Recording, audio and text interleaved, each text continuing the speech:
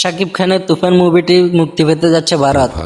তুফান সিনেমায় শাকিবের বিপরীতে অভিনয় করেছেন ভারতের মিমি চক্রবর্তী ও বাংলাদেশের নাবিলা। আরও আছেন চঞ্চল চৌধুরী, মিশা সওদাগর, ফজলুর রহমান বাবু। বাংলাদেশে এখনও ঝড়ের গতিতে চলছে তুফান। প্রেক্ষাগৃহগুলো বেশ সাড়া, সবার মুখে শাকিব, চঞ্চল, মিমি, নাবিলাদের জয়াধ্বনি। এবার তুফানের দাপট দেখতে যাচ্ছে ভারত।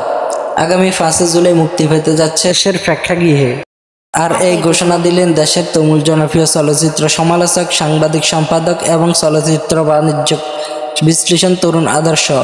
বলিউড সিনেমা নিয়ে তথ্য বিশ্লেষণের জন্য তার বেশ পরিচিত আছে। তরুণের সামাজিক মাধ্যমে দেওয়া পোস্ট থেকে জানা গেল ভারতের তুফান মুভির দিনক্ষণ। রবিবার সোশ্যাল হ্যান্ডেলে তুফান ছবির পোস্টার শেয়ার করেন তরুণ।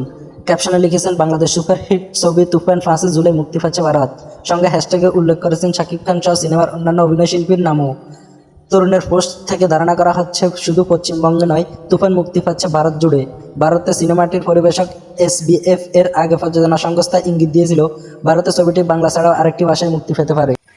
ঈদকে কেন্দ্র করে বাংলাদেশের শতাধিক হলে মুক্তি পেয়েছিল রায়হান রাফির তুফান।